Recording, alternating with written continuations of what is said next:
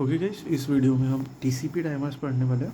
सो TCP timers मतलब क्या होता है, देखो various type of timers are use by the TCP जो avoid excessive delay in the transmission of data is not encountered with communication being. ठीक है, सो इसमें 3 टाइप्स के और भी आते हैं।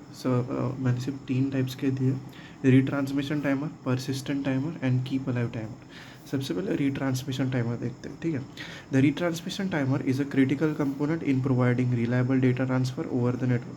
Its primary function is to ensure that packets reach their destination by resending packet. Packets को रीसेंडिंग करके उनके डेस्टिनेशन तक पहुंचाना that may have been lost, जो कि लॉस्ट हो जाते हैं या फिर करप्ट हो जाते हैं ड्यूरिंग ट्रांसमिशन। सो देखिए, व्हेन अ पैकेज, जबकि एक पैकेज सेंड होता है नेटवर्क पे, तो रिसीवर की तरफ से एक एक्नॉलेजमेंट एक्सपेक्टेड होता है। ठीक है, फ्रॉम द रिसीवर।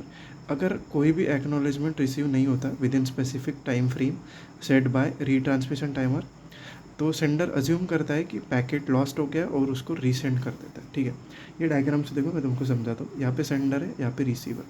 सेंडर एक पैकेट भेजता है, उसका पैकेट भेजने के बाद रिसीवर उसका एक एक्नॉलेजमेंट से रिप्लाई करता है। ठीक है, कि ये मेरे को मिल गया है। ठीक है, अब तो नेक्स्ट पैकेज भेजो। ठीक है, सो यहाँ पे देखो रीट्रांसमिशन टाइमर है। ये टाइमर इतना रहता है, यहाँ से रीसेट हो गया टाइमर। अब जब ये भेज देगा दूसरा पैकेट, तो ये यहाँ तक देखो, यहाँ पे करप्ट हो चुका है। ठीक है, यहाँ पे रीट्रांसमिशन टाइमर है। सो ये इसने तो भेज दिया, इसको नहीं पता कि ये करप्ट हो गया, आगे से एक्नॉलेजमेंट भी नहीं आएगा, तो ये अज्यूम करेगा कि मैंने तो भेज दिया लेकिन उधर से रिप्लाई नहीं आया, तो ये करप्ट हो गया। तो ये जब रीट्रांसमिशन टाइमर ख़त्म होता है, तो ये फिर से एक बार वो पैकेट को भेजता है, फिर उसको मिल जाता है, उस कंडीशन में वो एक्नॉलेजमेंट भेज देता है। ठीक है, तो ये था रीट्रांसमिशन टाइमर। रीट्रांसमिशन टाइमर हम तब यूज़ करते हैं जब कोई पैकेट को हमने भेज दिया है लेकिन वो मिलता नहीं है रिसीवर को, उसका एक्नॉलेजमेंट हमें नहीं मिलता है, इसलिए हम यूज़ करते हैं वो। Okay, so next is persistent timer. So TCP uses a persistent timer when receiving TCP advertises a window size of 0. ठीक है, सो यहाँ पे देखो, ओके मैं पढ़ के दिखाता हूँ पहले, फिर बताता हूँ। If the timer expires without an update from the receiver, if a timer expire without an update from the receiver, the sending TCP sends a probe segment with 1 byte of data. The probe prompts the receiver to resend the lost acknowledgement, allowing data transmission to resume. ठीक है, देखो यहाँ पे sender है, यहाँ पे receiver है। सो receiver क्या करता है, यहाँ पे विंडो साइज़ भेजता है जो कि वो 0 बाइट का होता है। ठीक है, मतलब कि इसका मतलब होता है कि उसको कुछ देर के लिए कम्युनिकेशन नहीं करना है। ठीक है, यहाँ से परसिस्टेंट टाइमर शुरू होता है। ठीक है, यहाँ तक। ठीक है, ये कुछ भी उसका टाइम रह सकता है, 1 घंटा 2 घंटा। ठीक है, सो विंडो साइज़ यहाँ पे उसने 0 भेज दिया। ये सेंडर को ये बोल रहा है कि मेरे पास अभी कुछ है नहीं, मतलब ट्रांसमिट करने के लिए। ठीक है, ये दूसरी बार जब इसके पास होता है कुछ, देखिए यहाँ पे 150 बाइट्स इसने भेजा है लेकिन ये यहाँ पे करप्ट हो चुका है। ठीक है, तो इसको लगता है, इसको तो पहुँचेगा ही नहीं ना, इसको लगेगा कि कुछ नहीं भेजा इसने। सो नेक्स्ट जब ये परसिस्टेंट टाइमर ख़त्म होता है, तो ये प्रोब भेजता है, इसको प्रोब प्रॉम्प्ट। ये क्या करता है कि भाई बोलता है भाई कुछ भेजो, मैं आइडल हूँ इतने देर से। तो फिर ये फिर से उसको पता चलता है कि ये भेजा है, तो ये फिर से विंडो साइज़ भेजता है इधर। जब ये पहुंच जाता है, फिर इनका कनेक्शन शुरू हो जाता है। ठीक है, ये था persistent time. Okay, so next है कीप अलाइव टाइमर। ठीक है, तो यहाँ पे क्या है, पढ़ के दिखाता हूँ। Keep alive timer is use to prevent a long idle connection between 2 TCP।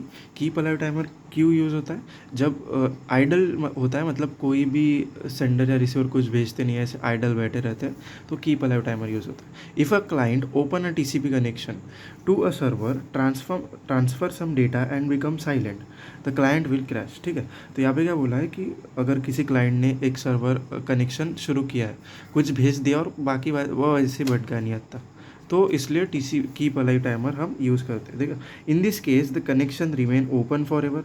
देखो, अगर कुछ भेजेगा नहीं तो कनेक्शन ओपन रह जाएगा फॉर एवर के लिए। So keep alive timer is use, इसलिए कीप अलाइव टाइमर यूज़ होता है।